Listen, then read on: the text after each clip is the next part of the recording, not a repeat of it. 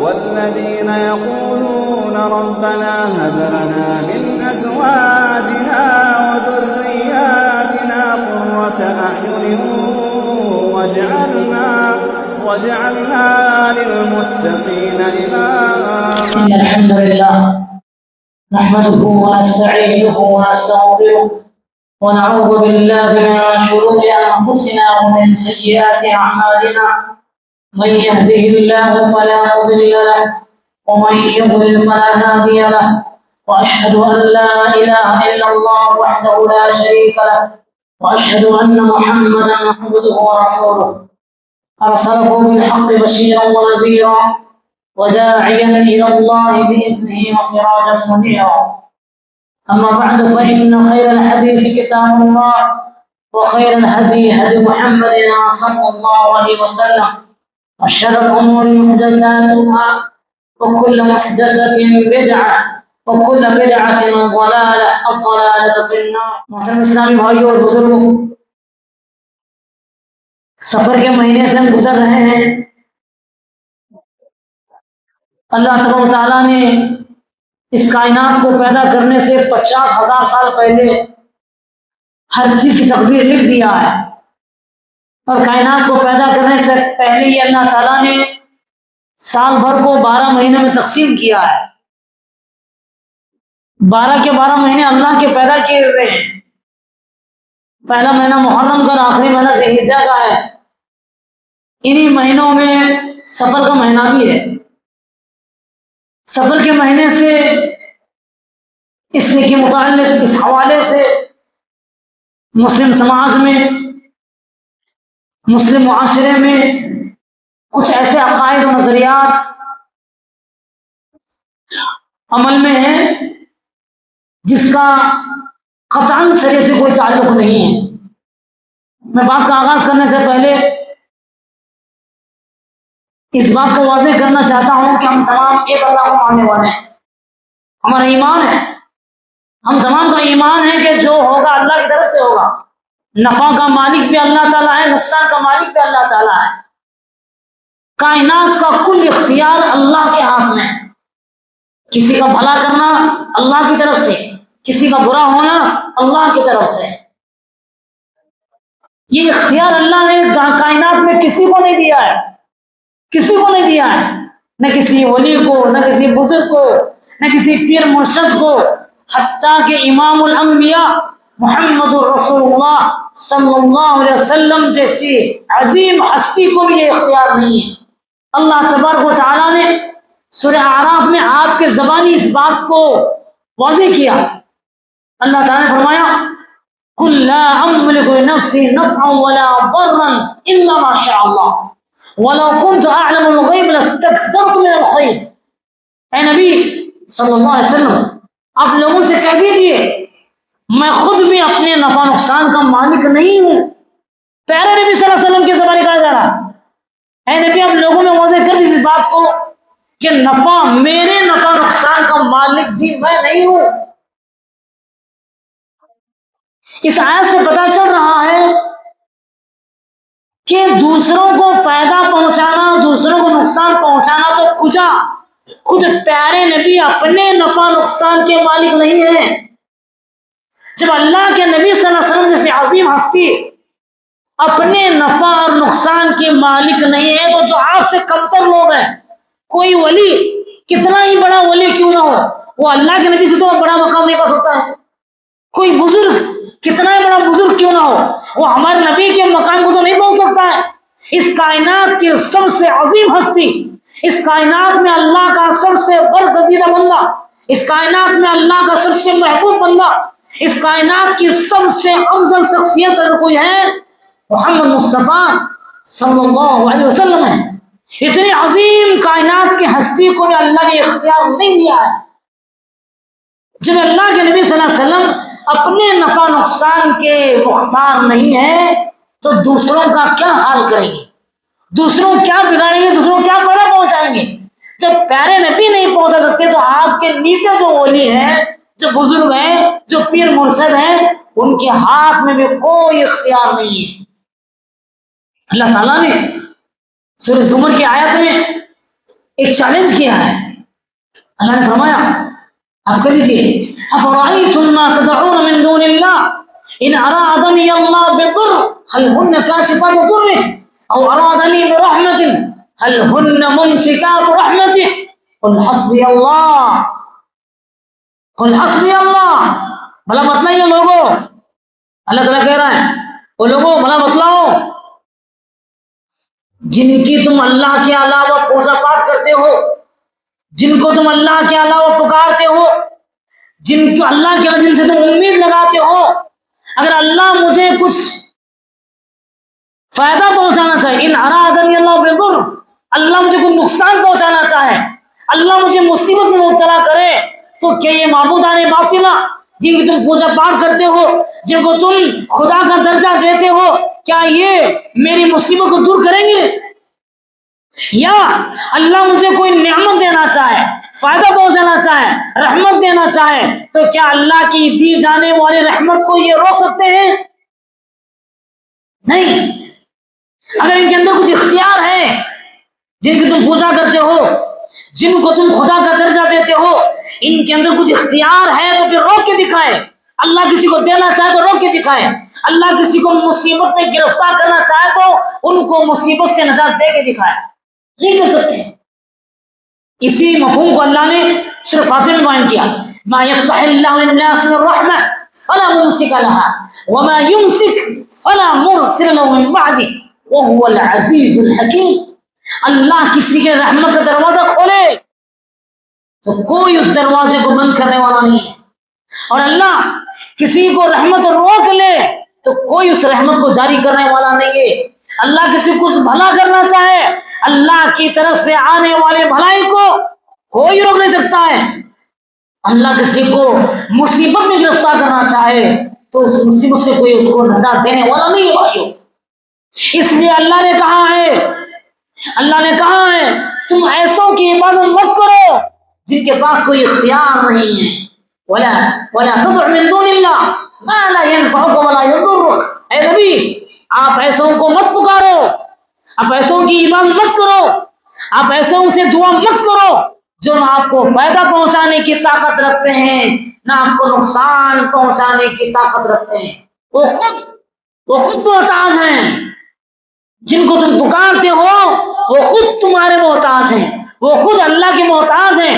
ان کو خود 4 کندھوں پہ اٹھا کے لے جایا گیا ہے. ان آیتوں میں اللہ تبارک و تعالیٰ نے اس بات کو واضح کیا ہے کہ کائنات کا مختار کل صرف اور صرف اللہ ہے. کائنات میں کسی کو فائدہ ہونا ہے تو اللہ کی طرف سے، کسی کو نقصان ہونا ہے تو اللہ کی طرف سے، کسی کو کاروبار میں فائدہ ہونا ہے تو اللہ کی طرف سے، کسی کو کاروبار میں نقصان ہونا ہے تو اللہ کی طرف سے. کوئی پیدا ہوتا ہے تو اللہ کے حکم سے، کوئی مرتا ہے تو اللہ کے حکم سے، کوئی بیمار ہوتا ہے تو اللہ کے حکم سے، کوئی شفا پاتا ہے تو اللہ کے حکم سے. کائنات کا مختار کل صرف اور صرف اللہ ہے. بھائیو یہ کچھ تمہیدی باتیں تھیں اس بات کو واضح کرنے کے لیے کہ ماہ سفر سے ہم گزر رہے ہیں. سفر کے حوالے سے ہمارے سماج میں کچھ غلط نظریات ہیں جس کو ہم موڑ نمبیکے کہتے ہیں یا اندھ وشواس کہتے ہیں. ایسی باتیں جن کا شرعاً کوئی تعلق نہیں ہے، اور یہ رسم و رواج، یہ تصورات اب کے نہیں، زمانے جاہلیت سے چلتے آ رہے ہیں. ہمارے نبی کے نبی ہونے سے پہلے سے یہ سسٹم چلتا آ رہا ہے. کیا ہے سسٹم؟ زمانے جاہلیت میں سفر کے مہینے کو منحوس سمجھا جاتا تھا، بے برکت. منحوس کا مطلب بے برکت. کوئی کام اس میں جو ہوگا وہ برکت والا نہیں ہوگا، وہ کام سکسیس نہیں ہوگا. اسی وجہ سے سفر کے مہینے میں جاہلی لوگ، زمانے جاہلیت کے لوگ کوئی اچھا کام نہیں کرتے تھے، کوئی سفر نہیں شروع کرتے تھے، کوئی کاروبار نہیں کرتے تھے، کوئی شادی بیاہ کی کاروائی نہیں کرتے تھے. ان کا تصور یہ تھا کہ یہ منحوس مہینہ ہے، اس مہینے میں اگر ہم کوئی کام کریں گے تو وہ فیل ہو جائے گا، وہ ناکام ہو جائے گا، ہم اپنی مراد کو نہیں پہنچیں گے. یہ تصور اس زمانے میں تھا اور آج تک بھی چلتا آ رہا ہے. کتنے مسلمان ہیں جو سفر کے مہینے کو آج بھی منحوس سمجھتے ہیں. جو سفر کے مہینے میں کوئی کام شروع نہیں کرتے، سفر کے مہینے میں کوئی شادی بیاہ نہیں کرتے، سفر کے مہینے میں کوئی کاروبار شروع نہیں کرتے، سفر کے مہینے میں کوئی رشتہ دیکھنے نہیں جاتے، تصور یہ ہے کہ اس مہینے میں کام کریں گے تو وہ کام بے برکت ہوگا، اس کام میں فائدہ نہیں ہوگا۔ اس لیے پھر نبی صلی اللہ علیہ وسلم آج سے 1400 سال پہلے ہی اس نظریے کی تردید کر چکے ہیں۔ بخاری مسلم کی روایت ہے، آپ نے فرمایا لا عدوى ولا طیرۃ ولا حامۃ ولا سفر، کوئی بیماری متعدی نہیں ہوتی ہے، کسی کی بیماری کسی کو نہیں لگتی ہے جب تک کہ اللہ حکم نہ ہو، ولا طیرہ، بدشگونی کی کوئی حیثیت نہیں ہے، کوئی اوقات نہیں ہے، ولا حامہ، کسی پرندے کی کوئی تاثیر نہیں ہے، ولا سفر، چوتھی بات ہم نے کہا سفر کی بھی کوئی حیثیت نہیں ہے۔ سفر کیا ہے؟ سفر کا مہینہ، سفر کا مہینہ اللہ کے نبی صلی اللہ علیہ وسلم نے اس وجہ سے تردید کی کیونکہ یہ چیز زمانے جاہلیت میں رائج تھی۔ زمانے جاہلیت کے لوگ سفر کو منحوس سمجھتے تھے۔ نبی دو جہاں صلی اللہ علیہ وسلم نے اس مہینے کی اوقات بتاتے ہوئے کہا کہ سفر کے مہینے میں کوئی تاثیر نہیں ہے۔ وہ لوگوں جو تم اس مہینے کو منحوس بے برکت سمجھتے ہو، یہ نظریہ غلط ہے۔ آپ صلی اللہ علیہ وسلم نے حدیث میں تردید کی ہے۔ لوگوں تعجب ہوتا ہے، کچھ مثالیں میں آپ کو دیتا ہوں، تعجب ہوتا ہے لوگوں کے اس نظریے کو لے کر۔ ایک طرف مانتے ہیں کہ سفر منحوس ہے، کوئی کاروبار نہیں کرتے، شادی بیاہ نہیں کرتے، کوئی گھر کی اوپننگ نہیں کرتے، رشتہ دیکھنے نہیں جاتے، لیکن کوئی نعمت اللہ کی سے ملتی ہے تو خاموش لے لیتے ہیں۔ فار ایگزامپل، مثال کے طور پر سفر کے مہینے میں اگر کسی کو بیٹا ہوا کیا کرتے؟ چاہے کہ کیا تھے منحوس ہونے پیدا ہو بول کے تعجب ہے۔ ایک طرف خود مانتے ہیں، اپنا نظریہ قائم کیے ہوئے ہیں کہ سفر بے برکت، سفر کا مہینہ منحوس، سفر کا مہینہ بربادی کا مہینہ، اور ایک طرف جو لڑکا ہو رہا ہے خوشی قبول کر لیتے ہیں۔ یہ دونوں نظریے ہیں، یہ دونوں نظریے ہیں۔ اگر کسی کو سفر کے مہینے میں جاب لگ جاتی ہے، کوئی کسی کو گورنمنٹ نوکری مل جاتی ہے، کوئی ایسا بھی ہے پاگل جو ریجیکٹ کرتا ہوگا، نہیں یہ مہینے مجھے کنفرم ہوا ہے، یہ مہینے مجھے بلاوا آیا ہے، اس لیے میں اس نوکری کو ریجیکٹ کرتا ہوں۔ ایسا کوئی ملے گا آپ کو؟ نہیں ملے گا۔ یہ دونوں نظریں کہاں سے آ رہا ہے؟ ایک طرف خود مانتے ہیں کہ منحوس ہے، ایک طرف جب نعمت ملتی ہے تو پھر قبول بھی کرتے ہیں۔ اس سے معلوم ہو رہا ہے کہ منمانی چل رہی ہے، اس کا شریعت سے کوئی تعلق نہیں ہے، اس کا دین سے کوئی تعلق نہیں ہے۔ اس لیے بھائیوں خلاصہ کلام یہ ہے کہ سفر کا مہینہ اپنے اندر نہ نفع کی طاقت رکھتا ہے نہ نقصان کی طاقت رکھتا ہے۔ اور کتنے لوگ ہیں، رمضان کا مہینہ واقعی برکت کا مہینہ ہے، رحمت والا مہینہ ہے، کتنے لوگ ایسے ہیں جو رمضان کے بابرکت مہینے میں کاروبار کا آغاز کرتے ہیں، لیکن ہمارے آنکھوں نے یہ بھی دیکھا ہے وہ بیچارے کاروبار میں نقصان ہو گئے، نقصان ہو گئے۔ کتنے لوگوں نے رمضان کے مہینے میں رشتہ دیکھا لیکن رشتہ چل نہیں پایا۔ کتنے لوگ ہیں جو رمضان میں بیمار ہو جاتے ہیں، کتنے لوگ ہیں جو رمضان میں دم توڑ دیتے ہیں۔ کیا اس وجہ سے بھی ہم رمضان کو منحوس کہیں گے؟ کوئی بیمار ہو رہا ہے، کوئی مر رہا ہے، کسی کا حادثہ ہو رہا ہے، اور کسی کو رمضان میں کاروبار اوپن کرنے کے باوجود نقصان ہوا، ان وجوہات کی وجہ سے ہم رمضان کو منحوس تو نہیں کہتے؟ جب رمضان کو منحوس نہیں کہتے ہیں تو صبر کو کیوں کہتے ہیں؟ کتنے لوگ ہیں، کتنے ایسے لوگ بھی ہم نے دیکھا ہے سماج میں، ماشاءاللہ سفر کے مہینے میں رشتے کرتے ہیں، ماشاءاللہ زندگی چل رہی ہے، سفر کے مہینے میں کاروبار کرتے ہیں، اچھا کاروبار چل رہا ہے۔ ان تمام مشاہدات سے بات واضح ہوتی ہے کہ کسی کے فائدے میں کسی کے نقصان میں مہینوں کا کوئی دخل نہیں ہے۔ خیر ہوگا اللہ کی طرف سے، شر ہوگا تو اللہ کے حکم سے، کسی کا فائدہ ہوگا تو اللہ کی طرف سے، کسی کا نقصان ہوگا تو اللہ کی طرف سے۔ ایک وجہ اور بھی ہے، سفر کے مہینے کو منحوس لوگ کیوں سمجھتے ہیں؟ بعض مسلم لوگوں میں، بعض مسلمانوں میں ایک طبقہ ایسا ہے جو اس وجہ سے سفر کو منحوس مانتا ہے، سفر کے مہینے میں آقا انعامدار محمد مصطفیٰ بیمار ہو گئے تھے، ہاں نبی کریم صلی اللہ علیہ وسلم کی بیماری کی وجہ سے کچھ لوگ سفر کے مہینے کو منحوس مانتے ہیں. کیا عقل ہے؟ میں آپ سے پوچھتا ہوں، کسی کا بیمار ہونا بڑی مصیبت ہے کہ کسی کا انتقال ہونا مصیبت ہے؟ بیمار ہونا بڑی بات ہے کہ انتقال بڑی بات ہے؟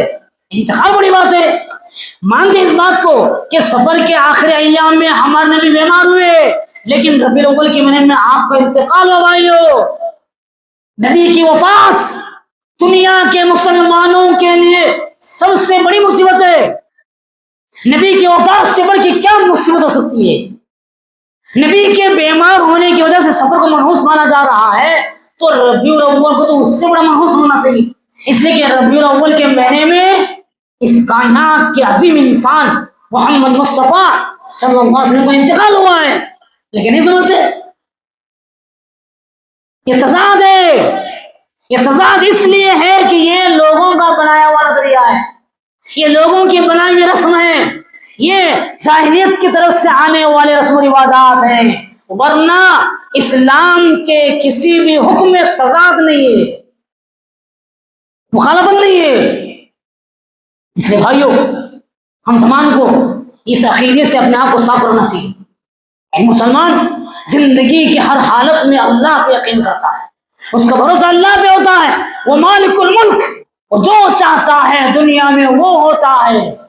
کوئی مہینہ منحوس نہیں، کوئی زمانہ منحوس نہیں، کوئی جانور منحوس نہیں، کوئی پرندہ منحوس نہیں، کوئی وقت منحوس نہیں ہے. ہر وقت اللہ کا ہے، ہر پرندہ اللہ کا ہے، ہر جانور اللہ کا ہے، ہر مہینہ اللہ کا ہے. اس لیے ہمارا تعلق اس رب العالمین سے ہونا چاہیے. وہ جس کا بھلا چاہے اس کا کوئی بگاڑ نہیں سکتا. وہ اگر کسی کو مصیبت دینا چاہے، دنیا کی طاقت ایک طرف ہو جائے، اسے مشکل سے بچا نہیں سکتی. اور یاد رکھیے، یہ جو رسم و رواجات چلتے آ رہے ہیں، یہ رسم و رواج کی بنیادی وجہ یہ ہے کہ ہم دین سے دور ہوتے گئے. ہماری زندگی میں اللہ پر توکل ختم ہو جا رہا ہے. اس وجہ سے ہم ان واہیات پر بھروسہ کرتے ہوئے جی رہے ہیں. اور یاد رکھو، مسلمان ہو کر جاہلی رسم و رواج کو زندگی میں عمل میں لانا، یہ اللہ کو ناراض کرنے والے لوگ ہیں. بخاری مسلم کی حدیث ہے، ابن عباس رضی اللہ عنہ راوی ہیں، کہتے ہیں ابغض الناس الى اللہ ثلاثہ، 3 لوگ ایسے ہیں جو اللہ کو سخت ناپسند ہیں. وہ اللہ کا مبغوض بندہ ہے، وہ اللہ کا ناپسندیدہ بندہ ہے. 3 لوگ ہیں وہ. نمبر 1، ملحد فی الحرم، حرم شریف میں جا کر، مکہ مدینہ حرم شریف میں جا کر گناہ کرنے والا، ظلم کرنے والا، سرکشی کرنے والا، وہاں جا کر نافرمانی کرنے والا. گناہ ہر جگہ گناہ ہے، گناہ ہر جگہ گناہ ہے، لیکن حرم شریف میں جا کر گناہ کرنا، حرمین میں مکہ مدینہ جو مقدس مقامات ہیں، ان مقدس مقامات میں جا کر کوئی آدمی گناہ کرتا ہے، ظلم کرتا ہے، نافرمانی کرتا ہے، کبیرہ گناہ کا ارتکاب کرتا ہے، تو یہ اللہ کے نزدیک سخت ناپسند انسان ہے. کم سے کم انسان کو وہاں جا کر تو اپنے آپ کو بچانا چاہیے، وہاں جا کر تو اپنے آپ کو گناہ سے دور رکھنا چاہیے. اگر کوئی بندہ حرم شریف میں جا کر ظلم کرتا ہے، گناہ کرتا ہے، نافرمانی کرتا ہے، اہل علم نے یہاں ایک بات یہ بھی لکھی ہے، وہاں جا کے بدعت کرتا ہے. بدعت، کتنے لوگ ہیں حج اور عمرہ کرتے ہوئے کتنے بدعات کا ارتکاب کرتے ہیں. اب اس کو وضاحت کرنا وقت ہمیں نہیں دیتا ہے. حرم شریف میں جا کر بدعت کرنا بھی وہاں گناہ میں شامل ہے، ملحد فی الحرم میں وہ سب میں شامل ہے. اور کسی بدعتی کو پناہ دینا، کسی بدعتی کو پناہ دینے والا بھی اس حدیث کے زمرے میں آتا ہے. ملحد فی الحرم، حرم شریف میں الحاد کرنے والا. نمبر دو مبتغٍ فی الاسلام امر جاہلیہ، مسلمان ہو کر جاہلی رسم و رواج کو چاہنے والا، مسلمان ہو کر جاہلی رسم و رواج پہ عمل کرنے والا، سفر کے مہینے کو منحوس سمجھنے والوں، دھمکی ہے، دھمکی، وعید آئی اس حدیث میں. مسلمان ہوتے ہو، اپنے آپ کو اللہ والا کہتے ہو، اپنے آپ کو مومن کہتے ہو، اور پھر جاہلی رسم و رواج پہ عمل کرتے ہو، جاہلی رسم و رواج کو مانتے ہو. ایسے لوگ اللہ کے نزدیک سخت ناپسند ہے بھائیوں، سخت ناپسند ہے ایسے لوگ۔ اس لیے ہم تمام کو ان رسم و رواج سے اپنے آپ کو پاک کرنا چاہیے۔ ایک بات چلتے تو یہ بھی سن لیجئے، ان رسم و رواج کو پروموٹ کرنے میں گھر کے جو بزرگ لوگ ہیں نا، بزرگ لوگ، بڑے لوگ، دادی نانی، یہ بوڑھی حضرات، یہ بوڑھے حضرات، ان لوگوں کی وجہ سے یہ رسم و رواج سماج میں جڑ پکڑ گئے ہیں۔ بڑوں کی ہر بات ماننا ضروری نہیں ہے، یاد رکھیں آپ، بڑوں کی وہی باتیں مانیں گے آپ جو بات ماننے کی شریعت ہمیں اجازت دیتی ہے۔ اگر گھر کے بزرگ لوگ بھی، یہ بوڑھیاں، یہ بوڑھے ایسے کام کی طرف ہم کو ترغیب دیتے ہیں جن رسم و رواج کا شریعت میں کوئی تعلق نہیں ہے، تو ہمیں ان باتوں کو نہیں ماننا چاہیے۔ اگر ہم ان بڑوں کا خیال کرتے ہوئے ان رسم و رواج کو اگر زندگی میں لاتے ہیں تو پھر اس حدیث کے زد میں آئیں گے، وہ اللہ کے ناپسندیدہ بندے کہلائیں گے۔ شادی بیاہ کو دیکھ لو، ہمارے گھروں میں جو شادیاں ہوتی ہیں، ہمارے گھروں میں جو جنازے ہوتے ہیں، ان میں کتنے رسم و رواج ایسے ہیں جو محض ہم اپنی بوڑھی نانی دادی کو خوش کرنے لے کرتے ہیں، جن کا اسلام میں کوئی تعلق نہیں بھائی۔ اس لیے اگر ہم اپنے آپ کو مسلمان کہتے ہیں، مومن کہتے ہیں، تو پھر ہمیں ان جیسے رسم و رواج کا کھنڈن کرنا چاہیے، ان جیسے رسم و رواج کو اپنے پیروں تلے روندنا چاہیے۔ شاہ من شاہ و ابا من ابا، چاہے جو مانے چاہے کوئی نہ مانے، کوئی راضی ہو کوئی ناراض ہو، اس سے کوئی فرق نہیں پڑتا ہے۔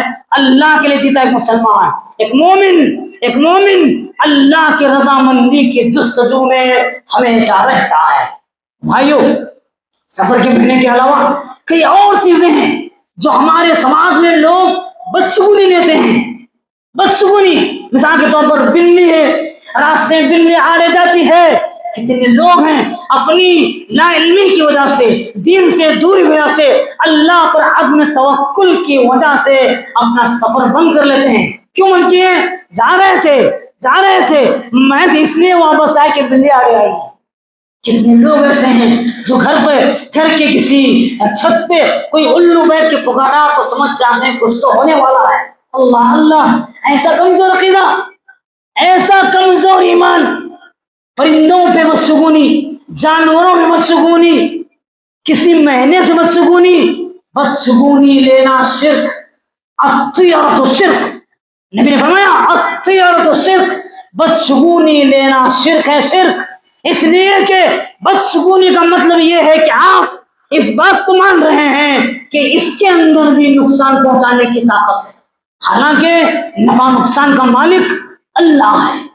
اگر ہم کسی سے بدشگونی لیتے ہیں تو اس کا مطلب یہ ہے کہ ہم اللہ پر یقین کامل نہیں رکھتے ہیں۔ اور آپ کو خوشخبری سن لیجیے، یہ خوشخبری، جو لوگ اپنی زندگی میں اپنے توحید کو مضبوط کیے ہوئے ہیں، زندگی کے ہر حال میں وہ اللہ پہ یقین کرتے ہیں، کسی سے بدشگونی نہیں لیتے، کسی جانور سے، کسی پرندے سے، کسی سفر کے مہینے سے، کسی 12 بجے کے وقت سے جو بدشگونی نہیں لیتے ہیں، ان کے لیے خوشخبری ہے۔ خوشخبری جانتے ہیں کیا ہے؟ اللہ اکبر، مسلم کی روایت ہے، اللہ کے رسول صلی اللہ علیہ وسلم نے فرمایا جو لوگ بدشگونی نہیں لیتے ہیں وہ کل قیامت کے دن ان 70,000 لوگوں میں شامل ہو جائیں گے جو بغیر حساب کتاب کے جنت میں جائیں گے۔ میں دعا کرتا ہوں اس موقع پر اللہ تعالیٰ مجھے آپ تمام کو ان خوش نصیب لوگوں میں شامل فرمائے جو بغیر حساب کتاب کے جنت میں جائیں گے۔ ہاں سبحان اللہ، کیا خوش نصیب لوگ ہوں گے۔ اللہ کچھ نہیں پوچھے گا ان سے، کچھ سوال جواب نہیں ہوگا، بغیر سوال جواب کے سیدھا ڈائریکٹ جنت میں جائیں گے۔ سبحان اللہ، بڑی مشہور بڑی طویل حدیث ہے، اس حدیث کا ٹکڑا جاننے کیا ہے؟ جب اللہ کے رسول نے کہا 70,000 لوگ میری امت کے ایسے ہیں جو بغیر حساب والا کتاب، بغیر حساب کتاب کے جنت میں جائیں گے، صحابہ ڈسکس کر رہے تھے کون لوگ ہوں گے وہ خوش نصیب کون ہوں گے؟ بعض صحابہ نے کہا شاید وہ خوش نصیب وہ لوگ ہوں گے جو اسلام میں پیدا ہوئے ہیں، جنہوں نے کبھی شرک نہیں کیا ہے، جنہوں نے کبھی کفر نہیں کیا ہے، وہ لوگ ہوں گے۔ اس طرح ڈسکس چل رہی تھی۔ اللہ کے رسول صلی اللہ علیہ وسلم تشریف لائے، کہا کہ لوگوں کیا چرچا چل رہا ہے؟ کیا چرچا چل رہا ہے؟ صحابہ نے کہا اللہ کے رسول صلی اللہ علیہ وسلم ہم لوگ گفتگو کر رہے ہیں، ابھی آپ نے کہا کہ 70,000 میری امت کے وہ خوش نصیب بندے ہیں جو بغیر حساب کے جنت میں جائیں گے، تو ہم بات چیت کر رہے تھے کہ وہ کون لوگ ہیں۔ آپ نے جو بات کہا نا اس میں سے ایک لفظ نہیں کیا ہے، آپ نے کہا ہم الذین لا یرقون ولا یسترقون، لا یرقون ولا یسترقون ولا یتطیرون۔ اس میں ایک لفظ ہے، یہ لوگ وہ ہیں جو رقیہ کرتے بھی نہیں ہیں، رقیہ کا طلب بھی نہیں کرتے ہیں۔ تو ہم کراتے ہیں نا کسی علماء سے، کسی عالم سے، رقیہ جو نہیں کرتے ہیں جائز ہے، کسی عالم سے دعا پڑھ سکتے ہیں، رقیہ کر سکتے ہیں، لیکن تقوی کا اعلیٰ معیار یہ ہے، توکل کا اعلیٰ معیار یہ ہے کہ بندہ سیدھا اللہ کو رضا کرے، جو دعائیں اس کو آتی ہیں، جو صورتیں اس کو آتی ہیں وہ خود پڑھ کے دم کر لے، وہ خود پڑھ کے دم کر لے، کسی اور سے مطالبہ نہ کرے۔ یہ وہ باکمال لوگ ہیں جو بغیر حساب کتاب کے جنت میں جائیں گے۔ آپ نے ایک بات یہ بھی کہی ولا یتطیرون، ولا یتطیرون، جو بدشگونی نہیں لیتے ہیں، جو کسی چیز سے بدشگونی، دلی سے، سفر کے مہینے سے، رات کے 12 بجے سے، الو سے، عجیب عجیب نظریات ہمارے سماج میں ہیں۔ میں دو چند مثالیں اس کو دے رہا ہوں سمجھنے کے لیے۔ جو لوگ زندگی میں بدشگونی سے دور رہتے ہیں، ایسے لوگ وہ خوش نصیب لوگ ہیں جو کل قیامت کے دن بغیر حساب کتاب کے جنت میں جانے والے بھائی۔ اس لیے ہم آج کے خطبے سے اپنے آپ کو اور آپ کو پیغام دیتے ہیں، اپنی توحید کو مضبوط کیجئے۔ اگر ہم کسی چیز سے بدشگونی لیتے ہیں تو پھر ہمارے توحید میں خلل ہے، ہم پکے توحید پرست نہیں ہیں، ہم پکے اہل حدیث نہیں ہیں۔ پکا اہل حدیث، پکا توحید پرست وہ ہے جو زندگی کے ہر موڑ پہ، چاہے سکھ آئے کہ دکھ آئے، صحت ہو کہ بیماری ہو، فائدہ ہو کہ نقصان ہو، ہر حال میں وہ اللہ سے اپنا رشتہ جوڑتے ہیں، کسی اور سے گھبراتے نہیں ہیں۔ ان کی محبت بھی اللہ کے لیے ہوتی ہے، ان کا خوف بھی اللہ کے لیے ہوتا ہے۔ تو جو بندے اللہ پر یقین کرتے ہیں اللہ کا یقین کرتے ہیں۔ اللہ نے قرآن میں کہا وَمَن يَتَوَكَّلْ عَلَى اللَّهِ فَهُوَ حَسْبُهُ، جو اللہ پر توکل کرتا ہے اللہ اس کے لیے کافی ہے۔ کیا اللہ ہمارے لیے کافی نہیں ہے؟ کیا اللہ ہمارے لیے کافی نہیں ہے؟ أَلَيْسَ اللَّهُ بِكَافٍ عَبْدَهُ، اللہ ہم سے پوچھ رہا ہے 24 پارے میں، وہ لوگوں بتاؤ کیا اللہ تمہارے لیے کافی نہیں ہے؟ الحمدللہ اللہ ہمارے لیے کافی ہے۔ تو جب اللہ ہمارے لیے کافی ہیں، ان جیسے واہیات سے، ان جیسے باطل نظریات سے، ان جیسے غلط تصورات سے اپنی زندگی کو پاک رکھیں تو انشاءاللہ ہماری زندگی میں توحید پاک و صاف رہے گی، منظم رہے گی، اور تقویت والی، قوت والی توحید رہے گی۔ ایسی کمزور توحید لے کے جائیں گے تو پھر نجات بہت مشکل ہے۔ میں اللہ سے دعا کرتا ہوں اللہ تعالیٰ مجھے آپ تمام کو اپنی توحید کا جائزہ لینے اور اس کو ثابت کرنے کے ساتھ ہم عمل کرنے کی توفیق عطا فرمائیں۔ اللہ تعالیٰ ہم تمام کو نحوس جیسی بلا سے اپنے آپ کو، اپنے خاندان کو محفوظ رکھنے کی توفیق عطا فرمائیں۔ بارک اللہ لنا ولکم فی القرآن المجید ونفعنا وإياكم بما فيه من الآيات والذكر الحكيم إنه تعالى تواب كريم ملك الرؤوف الرحيم ورب الحليم۔